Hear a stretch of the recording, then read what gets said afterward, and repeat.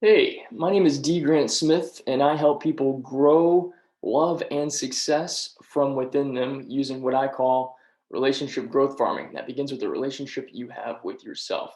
Now, I have been talking about Neville Goddard and his law of assumption, and been talking about how different people, particularly over the past couple videos, I've been talking about athletes in particular and how they have illustrated and lived out Neville's law of assumption, whether they were aware of it or not.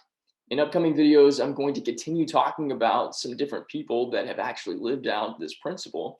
And I'm going to dive into some of my favorite subjects like superheroes and also certain action heroes from films. We'll get into that in a little bit. We'll get into that in the next couple of days.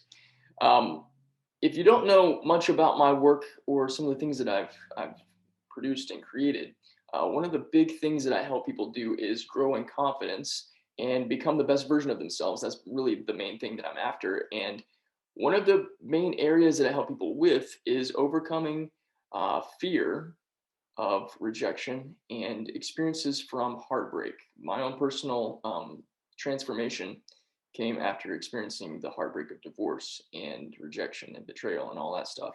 And I've got a book that I wrote in 2019 about my process and my journey of overcoming lifelong fear of rejection and using some principles that I learned in amateur boxing. So the book is called Be Solid, How to Go Through Hell and Come Out Whole. If you want to know how to go through a transformational process from overcoming some of your worst experiences, whether that was rejection from a relationship or something you've experienced rejection somewhere else, or some sort of deep inner fear and negativity and insecurity that you have, that book is the exact thing that you need. I've got links for that below. Now, since I do talk about boxing inside that book, I really feel it's only appropriate that I use at least one boxing athlete in this video series to illustrate the power of Neville Goddard's law of assumption. And as I was thinking about, okay, man, there's so many different people that I could use, so many different great boxers I could use that have illustrated this principle. The person I'm actually going to be talking about today is Floyd Mayweather Jr. Now, you can say whatever you want to about Floyd and his personal life and what kind of a human being he is, whether you think he's a good person or not a good person. Let's just be real here, okay? Some people are not necessarily great human beings in the way that they treat other people or in their attitudes about life, but what they do in their professional sports arena is next level or iconic. And say what you want to about Floyd and the things that he's done with his life. I know he's been accused of physical abuse of different people, and he's been kind of an asshole to some people. But when it comes to boxing, that dude's probably the best there is. Uh, I'm a big fan of Muhammad Ali. I think just about everybody's a big fan of Muhammad Ali. He was somebody who lived out a life of love, and then his excellence in his heart also translated over into his excellence in the ring. And he's considered by many to be the greatest of all time. Now, the reason I bring up Floyd as an illustrator of Neville Goddard's law of assumption, let me just review a little bit about Neville's law of assumption. What Neville Goddard taught and advocated for in all of his lectures and his books and stuff is the power of the human imagination. And the power of the human imagination is that if you can envision it in your mind and you can feel the feelings of what it would be like to have your envisioning come into being, if you can sit in the wish fulfilled, where the imagination, the place that you go to in your imagination, is not only something that you can see in your mind's eye, but also something you can feel in your body. And you can make the assumption that it's already done and sit in that assumption, then that will be what you experience with your life. And all of us are doing this in some form or fashion in a lot of different areas of our lives. We're making an assumption about who we are. We're making an assumption about what we're capable of. We're making an assumption about other people. And if we're making negative assumptions about ourselves or anything else, we're going to experience more negative results, because our life experiences and the things that life brings us is a reflection of actually what's going on inside of us. So Floyd's illustration of this principle is he believes with every fiber of his being that he is the greatest and he cannot be beaten. And he, all throughout his fight career, put himself in situations where he was going to be challenged more and more and more and more and more, continuously, I believe, challenging his own mindset and challenging his own beliefs that I really am the best.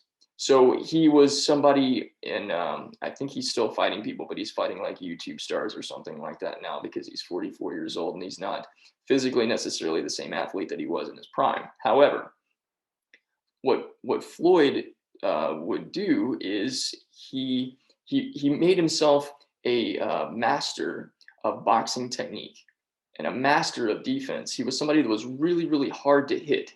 He used a lot of shoulder movements. If you watch any of his highlight reels, you'll see that he would put his shoulder out like this. And so guys that are known for big right hands, they end up hitting his shoulder, and he moved his head a lot. He had incredible footwork and incredible balance.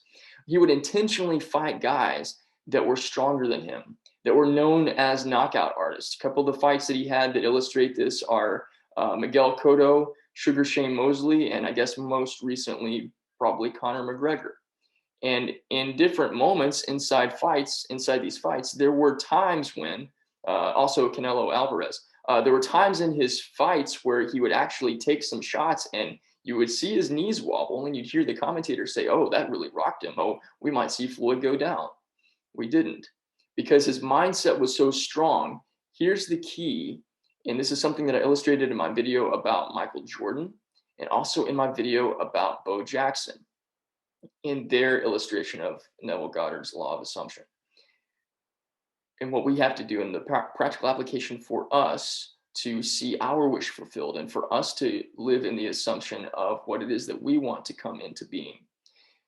You have to change who you are from the inside to experience the dynamic change that you want to bring into your life. Great teacher and law of attraction expert Michael Beckwith says that when people want to become abundant and change their outer reality, but they don't change their inner reality, it doesn't work that way. And this is why. Whatever you're going to envision in your mind, let's say it's money. Let's say you want to really grow in your business and you want to attract more money, more clients, more business into your business. Maybe you feel stuck, or you felt like it's really hard for you to make more money and to grow in your business. You're affirming and you're creating this assumption that it's really hard for you to make money and the business is really difficult and it's all the economy and it's all these other things outside of you. It's not. It's what's going on inside of you. So if you can imagine yourself being successful and what it feels like to be successful, and you can get into that place internally, you change your self-concept. You become a higher, elevated, better version of yourself. And in doing so, you change yourself to be elevated to this place where you can attract and you can experience what it is that you want. Now, for Floyd, what he would do is he would know that he was going to be fighting somebody that is more physically strong and more powerful in their abilities. And so he would do whatever it took for him to prepare himself to be able to handle that kind of competition. And you can see him go into these places. You can kind of see it sort of playing out in his mind, because there were different rounds and his different fights where he would take shots that actually did hit and did hurt and did make his knees wobble a little bit. But then the round would end and he would go to his corner and he would come out a different fighter. He would elevate himself. He would go back into the wish fulfilled and he would say, okay, who do I have to be now to be able to handle this? Because I'm not going to let that experience from the last round happen to me again. Who do I have to be? And he would make that change like that.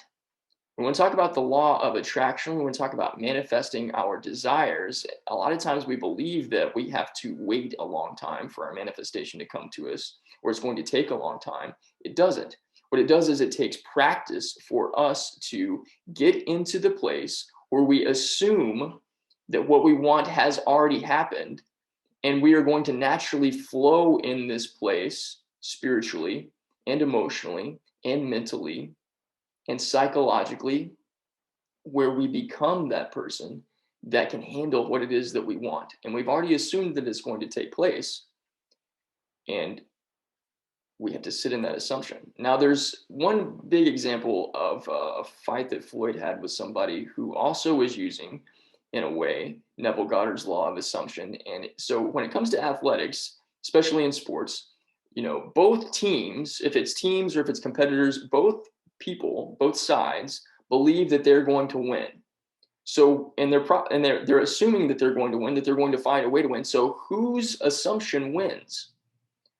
I believe it's the person with the stronger faith in themselves and the stronger ability to adapt to changes, and the one that, when they meet resistance, they persist in the wish fulfilled. They don't let the resistance be the thing that stops them or changes their belief. And you can especially see this in boxing, because there's some fighters that they could be winning and doing really well, and then you can see their mind check out and they start questioning themselves, and they don't have the same sort of poise, the same sort of confidence, the same sort of determination, that no matter what, they're going to push through. And one example from a Floyd fight is when he fought Ricky Hatton. Now, at the time, Ricky Hatton had been on this mean streak of just knocking people out. And I remember in the pre-fight stuff, the little interviews and stuff that they do to, really hype up the fights or whatever. I remember Ricky Hatton saying, "There's no doubt in my mind. I'm going to beat him. I'm going to be the one that knocks him out. There's no doubt in my mind."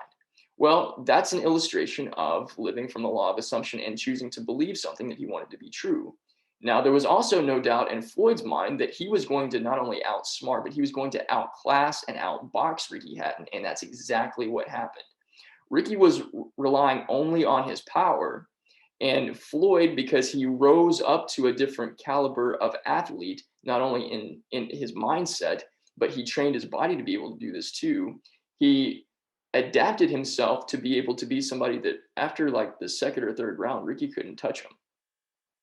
And Floyd knocked Ricky Hatton down a couple times. And then there was one particular moment where it was almost like a matador sort of thing. Ricky like charged him, and Floyd ducked out of the way and hit him. And Ricky Hatton went straight into the turnbuckle. I think he hit his head and he fell down, and that was the end of the fight.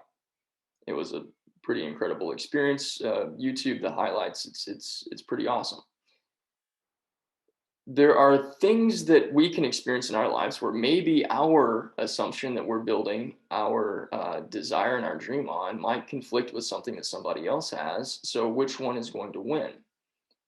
I don't think it's necessarily in the game of life a matter of us versus somebody else, but it is a matter of us doing what we have to do internally to raise ourselves to the level of person that it takes to be able to achieve and experience and acquire what it is that we want to achieve, experience, and acquire in our lives.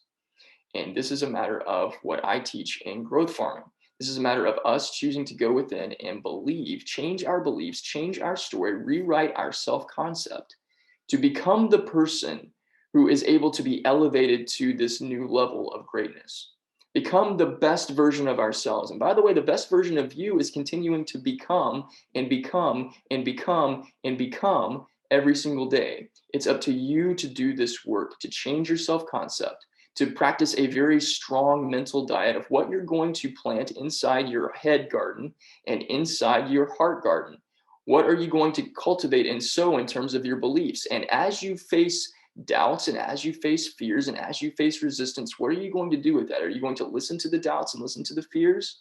Are you going to let that be your narrative that you believe to be true about yourself? Or are you going to shift into a place where you affirm to yourself who you really are, what you're truly capable of, and how who you really are is love? And let love be the predominant focus of the person that you are becoming, so that you are operating from a love frequency. And love takes out fear.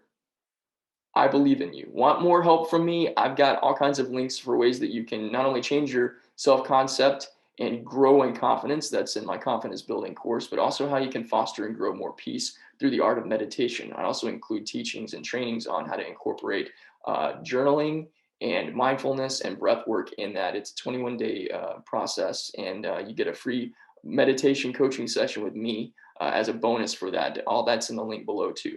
All right. I appreciate you. If you haven't subscribed already, subscribe. If this really connected with you, leave a comment below. Let me know what you think about my take on not only Neville Goddard's law of assumption, but how boxers and athletes, kind of like Floyd Mayweather, and have illustrated this principle. And if you've got some suggestions for me, they're like, hey man, you need to check out this guy, or female boxers are awesome too. Maybe there's a female athlete that you feel like I need to be paying attention to because they're doing this stuff too, and maybe I can make a video on that. Leave that in the comments below too. I appreciate that. All right, I appreciate you. Have a wonderful day. I believe in you. I love you, and I'll see you soon.